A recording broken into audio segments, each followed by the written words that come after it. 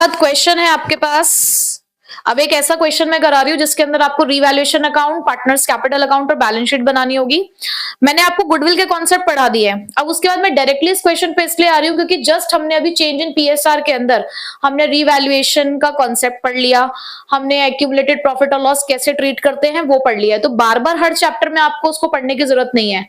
एक बार रिमाइंड करा देती हूँ कि अगर एक्यूमुलेटेड प्रॉफिट लॉसेस आएंगे या रिजर्व्स आएगा, फिक्टिशियस एसेट आएगा, प्रॉफिट्स और रिजर्व्स के लिए आपको एंट्री करनी है रिजर्व्स और profit account debit to old partners capital account.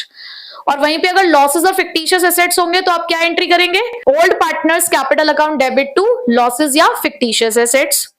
Revaluation का कॉन्सेप्ट क्या होता है? जहां पर आप डेबिट साइड में एसेट्स और लाइबिलिटीज के वजह से हो जाने वाले नुकसान को लिखते हैं और क्रेडिट साइड में एसेट्स और लाइबिलिटीज की वजह से हो जाने वाले फायदों को लिखते हैं। ठीक है, तो अभी भी अगर आपको कोई कंफ्यूजन है तो पहले चेंज इन पीएसआर में आप उसका ट्रीटमेंट सीख लो, फिर उसके बाद इस क्वेश्चन को कर लेना। ठीक है,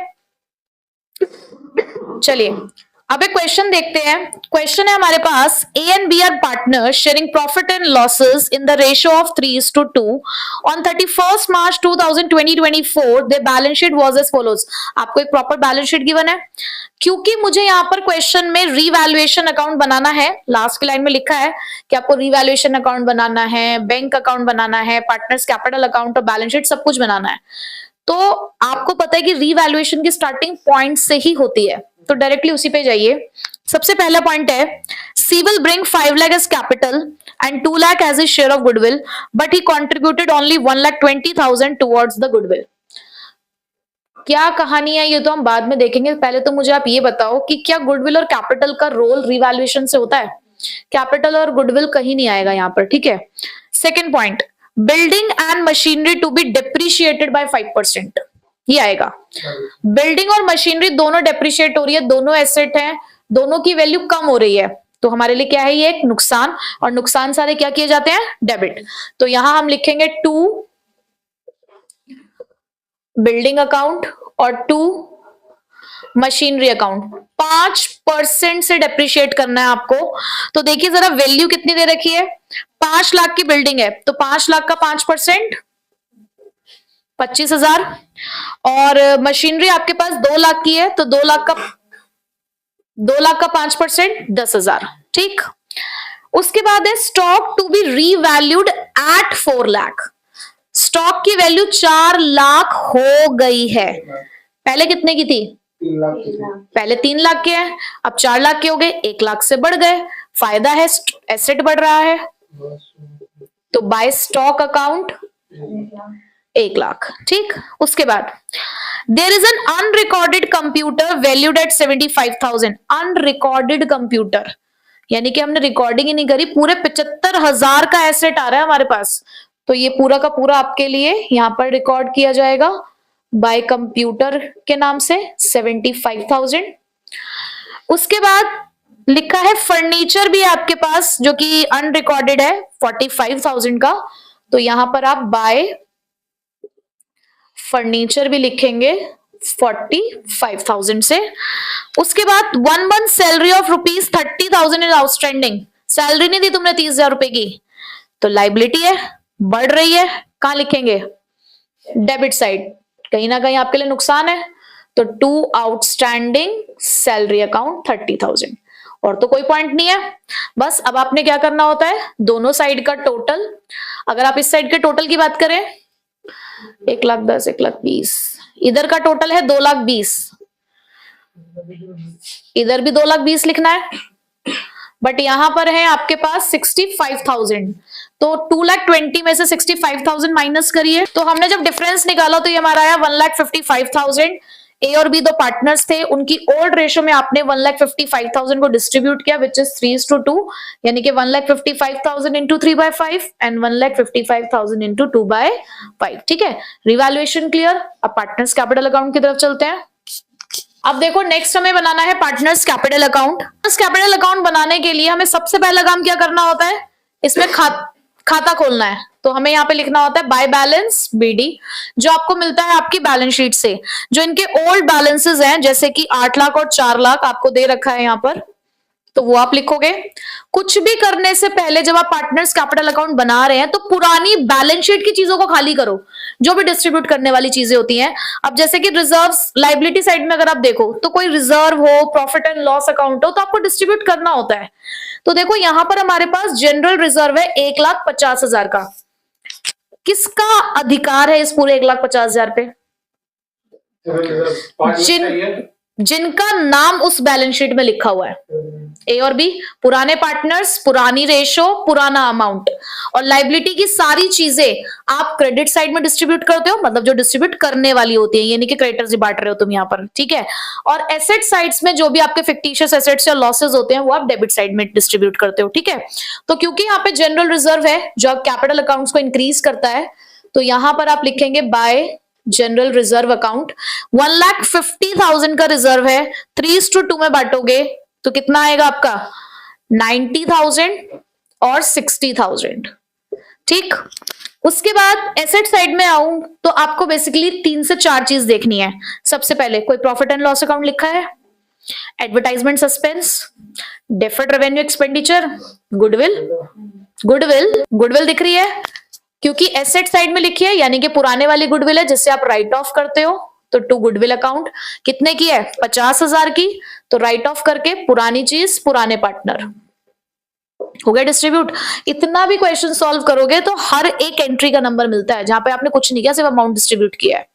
अब अगर मैं पॉइंट्स पे आऊं तो पहले वाला पॉइंट ये बताता है कि 5 लाख रुपए की गुडविल, 5 लाख रुपए की कैपिटल सी लेकर आ रहा है। तो यहां पर आप लिखेंगे बाय बैंक अकाउंट सी में 5 लाख, ठीक। उसके बाद उसका जो शेयर ऑफ प्रीमियम है वो 2 लाख रुपए का है, बट वो सिर्फ 1,20,000 रुपए ही कैश में लेकर आया। अब एक बात बिल्कुल ध्यान रख लो, लिख लो चाहो तो, अगर गुडविल कैश में आई है तो उसके लिए यहां पर लिखते हैं बाय प्रीमियम फॉर गुडविल। और जो पैसा कैश में नहीं आता, अब चाहे पूरा ना है चाहे थोड़ा ना है, वो उसकी करंट अकाउंट से निकालना है। कैश में गुडविल आएगी प्रीमियम फॉर गुडविल, कैश में नहीं आएगी करंट अकाउंट, ठीक है। क्या कॉन्सेप्ट है ये पूरा हमने गुडविल वाले कॉन्सेप्ट में पढ़ लिया है कि क्यों कर रहे हैं हम ऐसा।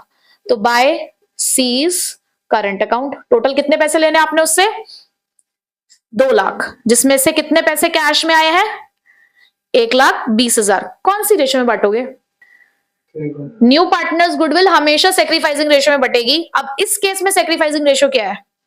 पूरे क्वेश्चन में मुझे कहीं नहीं पता कि ए और बी कितने शेयर में सी को जो है उसका शेयर कंपेंसेट कर रहे हैं। तो ओल्ड रेशो यानी कि 3:2। तो पहले 1,20,000 को 3:2 में बांटो, ठीक है। तो 1,20,000 को जब मैंने बांटा तो 72,000 और 48 आया।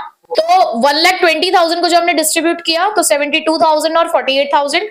और देखो 2 लाख में से 80,000 रुपए वो नहीं लेकर आ पाया, तो वो हमने उसके करंट अकाउंट से निकाल लिया पैसा। तो 80,000 को जब आपने बांटा 3:2 में तो 48,000 और 32,000, ठीक है। अब आपने फर्स्ट पॉइंट भी कर लिया। Second, third, fourth, fifth point के लिए आपने रिवैल्यूएशन बनाया, वहां से आपको गेन मिला, तो उस गेन को आपने यहाँ पे ट्रांसफर करना है। अगर लॉस होता तो कहां ट्रांसफर करते? डेबिट साइड में, ठीक है। बताइए जरा कितना था? 93,000 और 62,000। बस, क्वेश्चन में और तो कुछ नहीं है। तो अब आपने क्या कर लेना है? सिर्फ बैलेंस निकालना है। तो अब हमने जब बैलेंस निकाला तो उसके अंदर 11,03,000 ए का बैलेंस था, उसमें से आपने 30,000 माइनस किए तो 10,73,000। बी के लिए 6,02,000, 20,000 माइनस किए 5,82,000। सी के बैलेंसेस में कोई चेंज नहीं आया, इधर भी 5 लाख था तो इधर भी 5 लाख। तो बिल्कुल सिंपल वाला कैपिटल अकाउंट है अभी ये, जिसमें किसी भी तरीके की कोई एडजस्टमेंट नहीं थी, ठीक है। देखो अब यहां पर हमें, क्योंकि क्वेश्चन में बैंक अकाउंट भी पूछा गया है तो हमें बैंक अकाउंट भी बनाना पड़ेगा। बैंक आपके लिए एक एसेट होता है और एसेट के जितने भी बैलेंसेस होते हैं वो डेबिट किए जाते हैं। तो यहां पर आपको क्वेश्चन में सबसे पहले लिखना है बैंक अकाउंट बनाते टाइम टू बैलेंस बीडी, और इसका बैलेंस आपको मिलेगा आपकी बैलेंस शीट से, लिखा है कैश एट बैंक 5,75,000। तो सबसे पहले आपने ये लिखा। अब आपने जितनी भी बैंक से ट्रांजेक्शन करी है अपने क्वेश्चन के अंदर, आप उसे देखिए। आपने सबसे पहले रिवैल्यूएशन अकाउंट बनाया, क्या वहां पे कहीं पे भी बैंक लिखा है आपने? नहीं, तो वहां से तो कुछ नहीं आएगा। कैपिटल अकाउंट को देखिए, क्या कैपिटल अकाउंट में कहीं पे आपने बैंक लिखा है? आपने सी की जब कैपिटल आई थी तो आपने लिखा था बाय बैंक अकाउंट 5 लाख, तो इसका मतलब पैसा आया, किस नाम से आया? To C's capital account 5 lakh, ठीक है भाई। उसके बाद गुडविल भी तो लेकर आया था वो, 2 लाख की गुडविल आपने मांगी थी, 1,20,000 कैश में ही आए थे। तो याद है एंट्री क्या करते हैं, cash to premium for goodwill या bank to premium for goodwill. तो इसका मतलब यहां पर आप लिखोगे टू प्रीमियम फॉर गुडविल, कितना, 1,20,000। क्या उसके अलावा कहीं बैंक आपको दिख रहा है, नहीं, कोई आपने ट्रांजेक्शन नहीं करी, कोई और पैसा ना आया ना गया। तो टोटल बैंक बैलेंस आपके पास कितना रह चुका है, तो ये आ चुका है 11,95,000। बस अब हमें बैलेंस शीट बनानी है, जिसके लिए बेस रहती है हमेशा हमारी पुरानी बैलेंस शीट।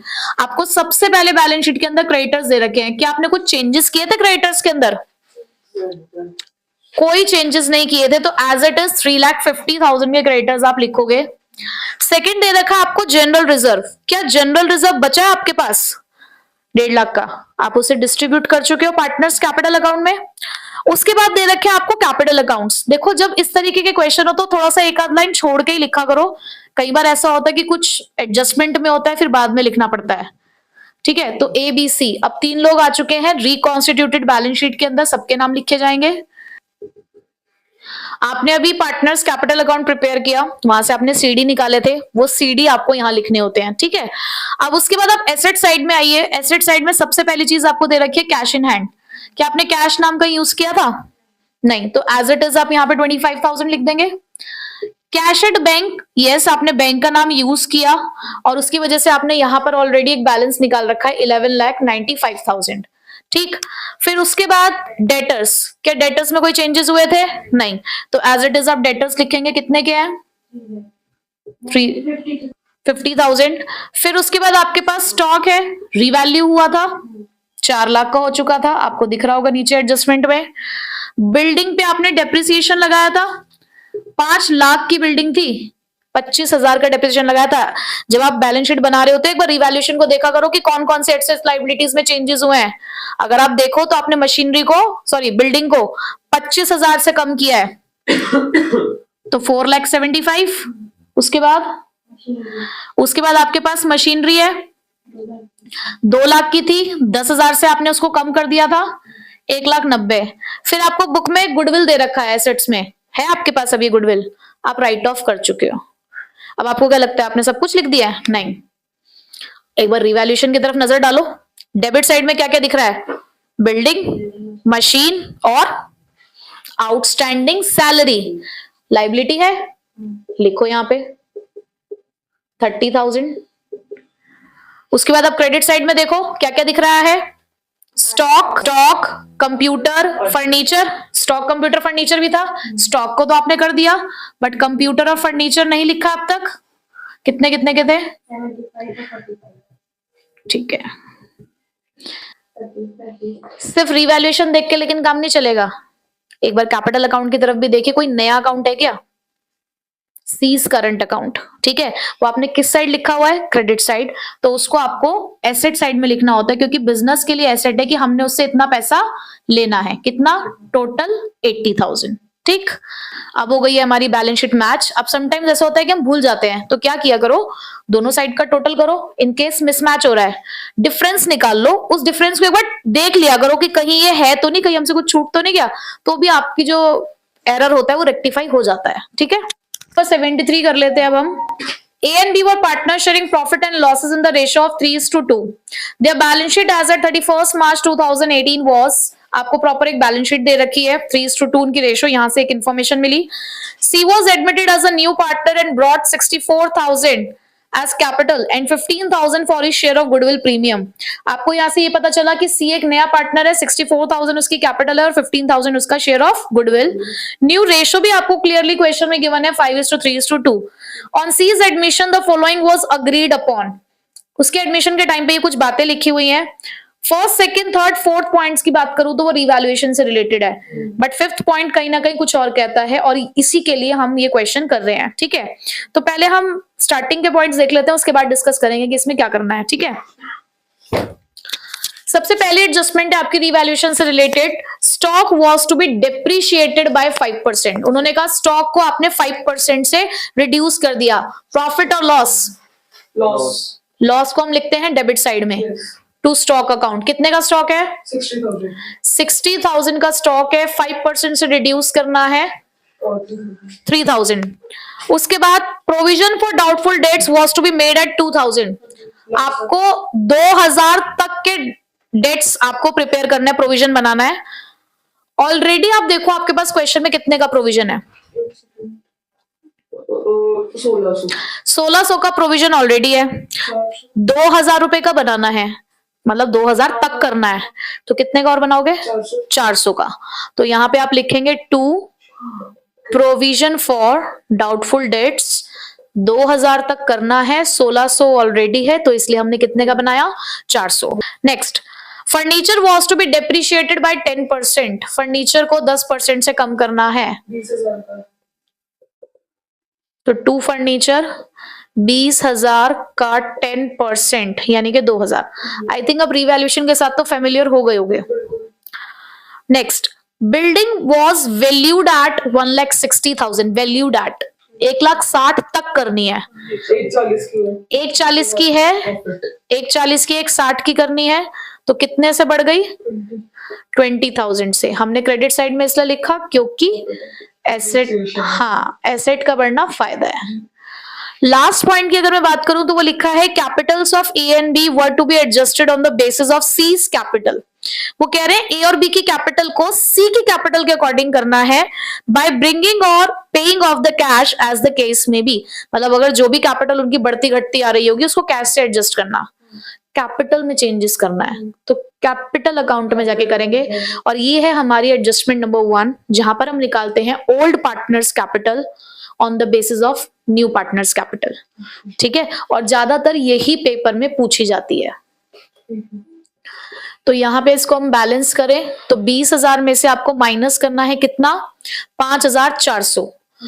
तो यहां से हमें मिलेगा gain on revaluation, gain on revaluation transfer to partners capital account. नाम है ए और बी। कितना बता रहे हैं?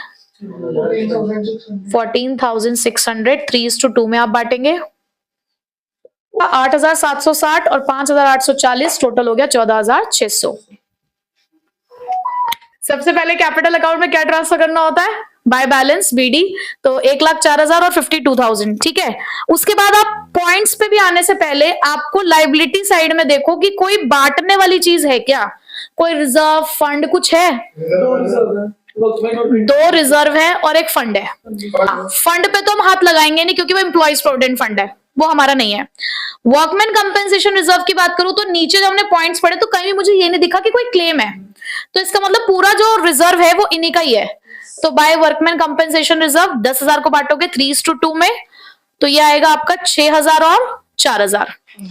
उसके बाद आपके पास कंटिजेंसी रिजर्व है, ये भी सेम आएगा इसी तरीके से 3:2 में 6,000 और 4,000। उसके बाद एसेट साइड में भी चेक करो, कोई प्रॉफिट एंड लॉस अकाउंट, कोई गुडविल हो, deferred revenue expenditure, advertisement suspense, ऐसा कुछ भी नहीं है। अब आते हैं पॉइंट्स पे। जब पॉइंट्स पे आए तो सबसे पहली चीज ही पता चली कि सी जो है वो कैपिटल लेकर आ रहा है, तो बाय बैंक अकाउंट 64,000। और यहां पर जो गुडविल है वो भी लेकर आया है। कितने की गुडविल है? 15,000 की। 15,000 की गुडविल कैश में आई है। तो जब कैश में आती है तो नाम क्या यूज करते हैं? Premium for goodwill. Premium for goodwill. और अगर कैश में नहीं आती तो करंट अकाउंट से। अपनी गुडविल का पैसा नहीं लाएगा तो कहां से लेना है? तो अगर वो कैश में नहीं आती तो यहां लिखते हैं करंट अकाउंट। अब यहां पर मुझे ये नहीं पता कि ये पैसा मिलेगा किसको, क्यों?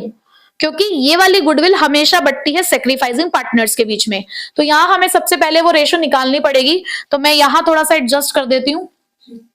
यहां पर हम देख लेते हैं sacrificing ratio old minus new. चलिए बताइए ए की ओल्ड रेशो क्या है? Old ratio 3/5, new ratio 5/10। आपका सेक्रीफाइसिंग रेशो आ गई है 1/10। सिमिलरली बी के लिए निकालेंगे 2/5 उसकी ओल्ड रेशो है और 3/10 उसकी न्यू रेशो है। एलसीएम लोगे आप 10, 4 - 3, यहां पर भी 1/10 आया, विच मीन सेक्रीफाइसिंग रेशो आपकी इक्वल आ चुकी है। तो ये 15,000 इक्वली बटेंगे ए और बी में, 7.5 और 7.5। ठीक है, फिर उसके बाद आपने नीचे पॉइंट्स के लिए रिवैल्यूएशन बनाया जिससे आपको प्रॉफिट आया था, तो वो प्रॉफिट आप ट्रांसफर करेंगे। ठीक है, तो हमने डायरेक्टली ये अपने प्रॉफिट्स ट्रांसफर कर लिए हैं, सारा काम हो चुका है। बस अब हमें क्या करनी है, कैपिटल एडजस्टमेंट करनी है।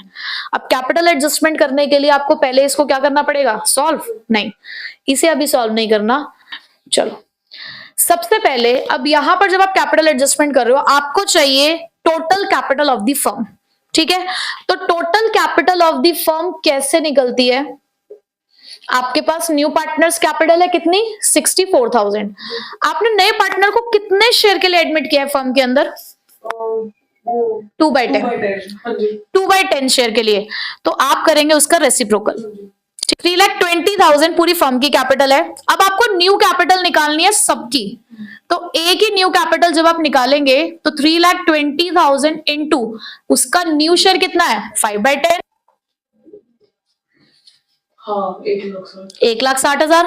ऐसे ही आप बी की न्यू कैपिटल निकालोगे, 3,20,000 इंटू 3/10, 96,000। दोनों की न्यू कैपिटल मिल गई, सी तो है ही नया।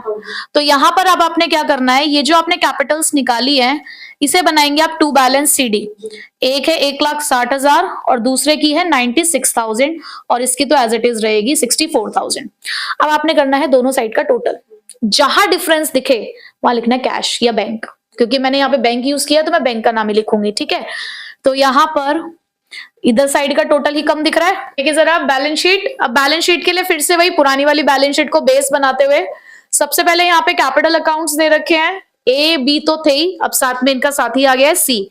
कितनी कितनी कैपिटल्स निकली थी, नहीं 1,60,000, 96,000 और 64,000, टोटल था हमारा 3,20,000। उसके बाद हमें दे रखा है यहाँ पे क्रेडिटर्स, इसमें कोई चेंजेस नहीं हुए हमारे, तो एज इट इज 1,54,000 के आ जाएंगे।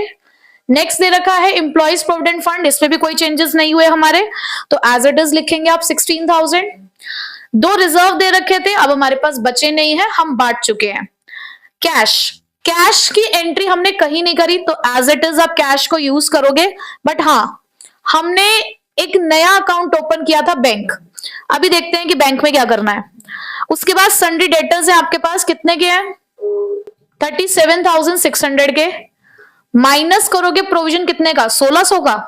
कितने के प्रोविजंस को डिडक्ट करोगे, है क्या आपने 400 का और नहीं बनाया था, तो टोटल 2,000, तो 35,600। उसके बाद स्टॉक में कोई चेंज हुआ था, पहली एंट्री थी, आपने स्टॉक को डेप्रिशिएट किया था कितने से, 3,000 से, तो 57,000। उसके बाद प्रीपेड इंश्योरेंस में कोई चेंजेस किया आपने, कितने थे, प्रीपेड इंश्योरेंस में कुछ नहीं था, प्रीपेड इंश्योरेंस कितने गया, 6,000। उसके बाद प्लांट एंड मशीनरी कोई चेंजेस नहीं हुए थे, कैसे पता चलता है कोई चेंजेस नहीं हुए, रिवैल्यूएशन देख लिया करो, अपना रिवैल्यूएशन देख लिया करो। बिल्डिंग, बिल्डिंग नहीं हुआ था, बहुत वैल्यूड है, 20,000 का वो फायदा, बिल्डिंग 1,60,000 की, फर्नीचर 18,000, ठीक है। फर्नीचर 20,000 का था, 2,000 से डेप्रिशिएट हुआ था, 18,000 हो गए। अब बैंक में क्या करना है, देखो बैंक हमने इसलिए ओपन किया क्योंकि हमारी कुछ ट्रांजेक्शन थी उससे रिलेटेड, जैसे कि 64,000 की सी की कैपिटल आई, 15,000 रुपए अब उसकी गुडविल क्या है, और 27,000 कितना, 740 प्लस 22,660, 64,000। देखो मुझे कैसे पता चली ये सारी चीजें, मैंने 4 अमाउंट लिखे, ये कहां से आए, 64,000। अब अपने कैपिटल अकाउंट में चेक करो, आपने लिखा है बाय बैंक अकाउंट, ठीक है, ऐसा आया। 15,000 प्रीमियम फॉर गुडविल कैश में आई थी।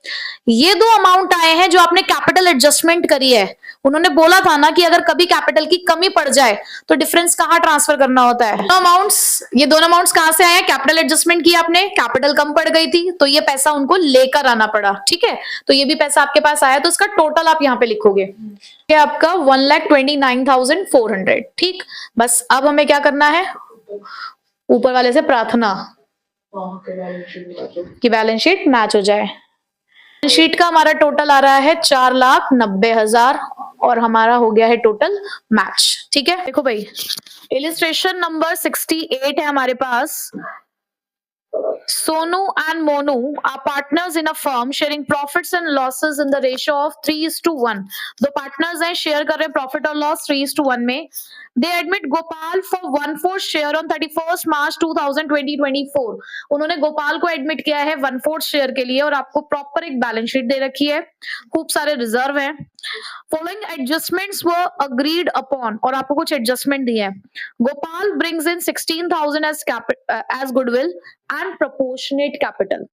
देखो हमें इस चैप्टर के अंदर दो एडजस्टमेंट पढ़नी है. एक एडजस्टमेंट हम ऑलरेडी कवर कर चुके हैं जहां पर नए पार्टनर की कैपिटल के बेसिस पर पुराने पार्टनर्स की कैपिटल को न्यू रेशियो में एडजस्ट करना होता है. ठीक है, वहां पर था कि जो एडजस्टमेंट करोगे वो आप कैश से करोगे. समटाइम्स अगर कैश से नहीं करनी होती तो करंट अकाउंट से करते हैं. ठीक है, बट यहां पर तो उन्होंने नए पार्टनर की कैपिटल ही नहीं दी. तो यही है आपकी दूसरी एडजस्टमेंट जहां पर आपको न्यू पार्टनर्स कैपिटल खुद कैलकुलेट करनी होती है. कुछ पॉइंट्स हैं जो रिवैल्यूएशन से रिलेटेड है. हमें वही रिवैल्यूएशन पार्टनर्स कैपिटल अकाउंट पर बैलेंस शीट बनानी है. ठीक है, तो सबसे पहले रिवैल्यूएशन की बात करूं तो क्या गुडविल या कैपिटल का रिवैल्यूएशन से कुछ लेना देना होता है? नहीं. तो सेकंड पॉइंट से स्टार्ट करते हैं. उन्होंने बोला bad debts amounted to ₹3,000. Bad debts की वजह से आपके डेटर्स कम हो जाते हैं. ठीक है, और एक चीज और ध्यान रखना कि कभी भी अगर आप बैड डेट्स की यहाँ पे एंट्री कर रहे हो तो पहले आप अपने बैलेंस शीट में चेक करो आपके पास प्रोविजन तो नहीं है. आपके पास प्रोविजन है ना. प्रोविजन किस लिए बनाते हैं हम कि कल को अगर हमें बैड डेट्स हो तो उसके पैसे वहां से हम पैसा यूज कर सकते हैं. आपको नुकसान 3,000 का हुआ है. प्रोविजन 2,000 का. बैड डेट्स आपके 3,000 के हैं और आपने 2,000 के लिए ऑलरेडी पैसा जोड़ा हुआ है. तो एक्चुअल में लॉस कितने का हुआ? 1,000 का. तो यहाँ पर आप सिर्फ बैड डेट्स लिखोगे कितने के? 1,000 के. ठीक है, ब्रैकेट में मैं लिख देती हूँ ताकि आपको ध्यान रहे. 3,000 के बैड डेट से 2,000 आपके पास ऑलरेडी थे प्रोविजन के, तो 1,000 का आपका एक्चुअल लॉस हुआ. उसके बाद लिखा है मार्केट वैल्यू ऑफ इन्वेस्टमेंट 4,500. अब मार्केट वैल्यू 4,500 है, ऊपर इन्वेस्टमेंट कितने की है? 7,000. कितने का लॉस है? लॉस है आपको 2,500 का लॉस है. बट डायरेक्टली मत लिख देना, पहले बैलेंस शीट में चेक करो कहीं कोई इन्वेस्टमेंट फ्लक्चुएशन रिजर्व या फंड तो नहीं है. है ना, आपके पास और हमारे पास है 4,100 और नुकसान कितने का हुआ? नुकसान हुआ है 2,500 का. वहां से पैसा निकल सकता है तो यहाँ नहीं आएगा. वहीं पर अगर यही नुकसान 4,100 को क्रॉस कर जाता तो जितने से क्रॉस करता उतने से हम यहाँ पर लिख देते. ठीक, उसके बाद नेक्स्ट दे रखा है liability on account of workman compensation reserve amounted to ₹2,000. Workman compensation के लिए लाइबिलिटी है 2,000 की. अब इसे भी डायरेक्टली मत लिख देना, पहले चेक करो कोई WCR तो नहीं है. 6,000 का रिजर्व है आपके पास, 2,000 की लाइबिलिटी है, निकल सकता है पैसा वहां से. तो बस ये इकलौती एंट्री आई है आपकी यहाँ पर. तो सीधे सीधे आपने यहाँ पे क्या लिख देना है? By loss transfer to partners का. Yes, transfer to partners capital account Sonu और सोनू मोनू. कितने का नुकसान है? 1,000 का. और इनकी रेशो क्या थी? 3:1 में डिस्ट्रीब्यूट किया 750 और 250. पार्टनर्स कैपिटल अकाउंट सबसे पहले क्या लिखेंगे? By balance BD. अब इतना तो आई गया हमें, तो यहाँ पे हम लिखेंगे सबसे पहले बाय बैलेंस बीडी. ये आपको बैलेंस शीट में सही मिल जाते हैं 54,000 एंड 35,000. ठीक, उसके बाद फिर से वही चीज जो रूल हम हर टाइम फॉलो करते हुए आ रहे हैं कि जब भी हम पार्टनर्स कैपिटल अकाउंट बनाएंगे हम बाकी चीजों को नहीं देखेंगे, सबसे पहले हम बैलेंस शीट को देखेंगे. क्या बैलेंस शीट में लाइबिलिटी साइड में आपके पास बांटने वाली चीजें हैं? जो सब था एम्प्लॉयज प्रोविडेंट फंड है, हम यूज नहीं कर सकते, लाइबिलिटी है आपके पास. हाँ, वर्कमैन कंपेंसेशन रिजर्व 6,000 का है, पर क्या पूरा 6,000 बांटोगे? 2,000 निकालो, बचा हुआ 4,000 बांटो. तो बाय WCR 3:1 में 3,000 और 1,000. फिर IFR दे रखा है, इन्वेस्टमेंट फ्लक्चुएशन रिजर्व है आपके पास, पूरा बांट दूं? देखो आपके पास, हाँ जी, 4,100 का था, 2,500 का आपको नुकसान हुआ है. 2,500 का नुकसान माइनस करने के बाद का बचा, तो यहाँ पर 1,200 और 400. ठीक है, अब आप आइए एसेट साइड में. क्या एसेट साइड में भी कोई ऐसी चीज है जो हमें पार्टनर से लेनी होती है, राइट ऑफ करानी होती है? कोई लॉस हो, कोई फिक्टिशियस एसेट हो, पुरानी गुडविल हो आपकी? हमें प्रॉफिट एंड लॉस अकाउंट दे रखा है तो उसे डेबिट साइड में लिख के हम खत्म करते हैं. To profit and loss account 40,000 का है, 3:1 में बांटोगे, 30,000 और 10,000। चलिए बैलेंस शीट का काम तो हो गया खत्म। अब फर्स्ट पॉइंट पे अगर मैं आऊं तो गोपाल गुडविल लाया है, तो बाय प्रीमियम फॉर गुडविल मिलेगी किसको? दोनों पार्टनर्स को, दोनों वाले को। क्या बोलते हैं, नाम बताया करो मुझे, उनके नाम क्या है? ऐसे वाला नाम नहीं, ओल्ड न्यू सेक्रीफाइस गेन, ऐसे सेक्रीफाइसिंग पार्टनर्स। अब देखो हमें जो न्यू पार्टनर्स गुडविल होती है वो सेक्रीफाइसिंग पार्टनर से बांटनी होती है। अब मुझे क्वेश्चन में सिर्फ ओल्ड रेशो दे रखी है, नए पार्टनर का शेयर दे रखा है, इसके अलावा कोई इन्फॉर्मेशन नहीं है, तो हम क्या अज्यूम करते हैं कि जो ओल्ड रेशो है वही सेक्रीफाइसिंग रेशो होगी और वही पार्टनर सेक्रीफाइसिंग पार्टनर्स होंगे। इसका मतलब वो जो 16,000 की गुडविल है, 16 की है ना, 16,000 की गुडविल है वो दोनों पार्टनर्स पर डिस्ट्रीब्यूट की जाएगी, यानी कि 12,000 और 4,000। ठीक है जी। अब उसके बाद आपने पॉइंट्स के लिए अपना रिवैल्यूएशन बनाया जिसके लिए लॉस आया था, तो लॉस क्रेडिट साइड में लिखा था, क्रॉस एंट्री डेबिट साइड में ट्रांसफर होगी, यहां पे लिखोगे टू रिवैल्यूएशन अकाउंट 750 और 250। बस हो गया काम, सच में हो गया। नए पार्टनर की कैपिटल, नए पार्टनर की कैपिटल रह गई है, तो अभी हमें नहीं पता कि नए पार्टनर की कैपिटल कितनी है, हम बाय कैश लिखकर छोड़ देते। यहाँ पर अभी हम निकालेंगे कि न्यू पार्टनर्स कैपिटल कितनी है, बट उससे पहले बाकियों का टोटल कर लेते हैं कि एक बार को आपको क्वेश्चन में वो नए पार्टनर की कैपिटल निकालनी नहीं आती, बट अगर आपने इतना करके बैलेंस भी निकाल दिया तो भी आपको बहुत अच्छे नंबर इस क्वेश्चन में मिल जाएंगे, क्योंकि आपने जस्ट एक एंट्री छोड़ी है, आप बाकी सब कुछ पूरा कर रहे हो। ठीक है, तो टोटल आ रहा था हमारा 70,200, आपने इधर की साइड माइनस करी तो इनका बैलेंस निकल कर आया 39,450। सेम इसी तरीके से यहाँ पर मोनू का भी किया, 40,400 टोटल था, 10,250 माइनस किया तो 30,150। अब नए पार्टनर की कैपिटल के लिए उन्होंने कहा कि प्रोपोर्शनेट है। प्रोपोर्शनेट कैसे है? उसके शेयर के अकॉर्डिंग। तो आपको सबसे पहला काम क्या करना है, आपको निकालना है टोटल कैपिटल ऑफ फर्म। कैसे निकलेगी? देखो पार्टनर्स मिलकर ही टोटल कैपिटल बनाते हैं। ऑलरेडी हमारे पास दो पार्टनर्स की नई कैपिटल है, 39,450 प्लस 30,150। बताइए कितनी आएगी है टोटल? आपने क्या करना है, पहले इन दोनों की कैपिटल को प्लस करना है। जनरली जो हमने पीछे किया, लास्ट एडजस्टमेंट में हमने total capital of the firm कैसे निकाली, नए पार्टनर की कैपिटल ली, उसके शेयर को रेसिप्रोकल किया और new capital of the firm मिल गया।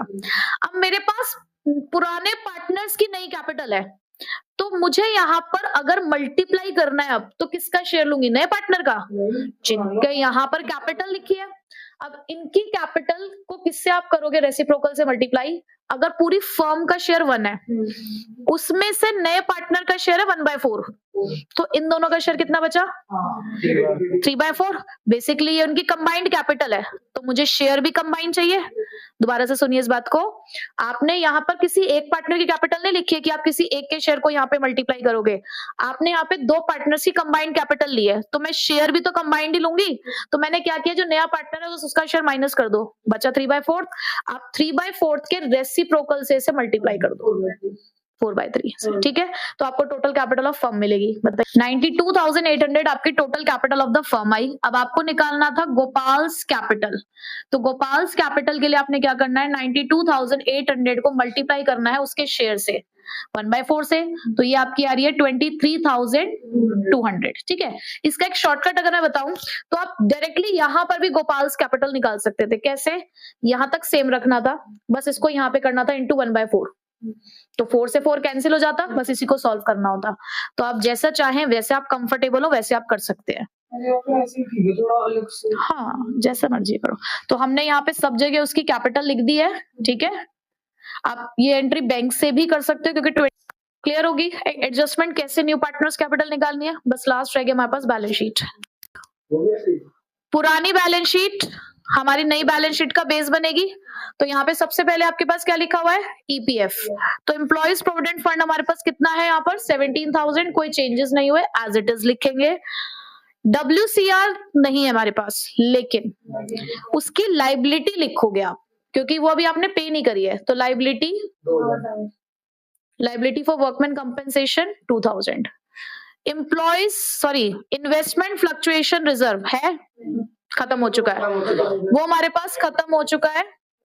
अब कैपिटल अकाउंट्स की मैं बात करूं तो हमारे पास अब 3 पार्टनर्स हो चुके हैं, सोनू, मोनू और गोपाल गोपाल।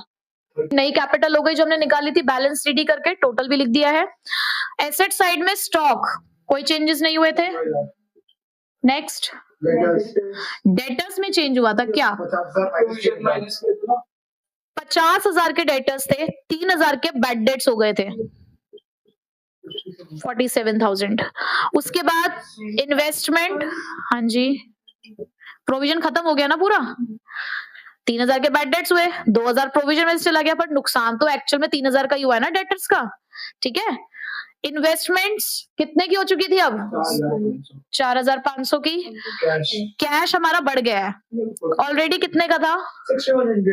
6,100 का कैश था, 23,200 तो कैपिटल के लिए आए और 16,000 आई गुडविल के लिए, 5,300। तो बस टोटल कर लेते हैं, 1,11,800 हमारा दोनों साइड का टोटल आ रहा है। और इसी के साथ हमने एडमिशन एक तरीके से रिवाइज कर लिया है। सिंपल क्वेश्चन थोड़ा इसलिए किया ताकि कॉन्सेप्ट बिल्डिंग हो, बहुत ज्यादा टफ क्वेश्चन भी आपके एग्जाम में नहीं आता है, सिर्फ आपको एडजस्टमेंट समझनी है कि उन्होंने क्या बोली है, वो भी रीवैल्यूएशन की, ठीक है।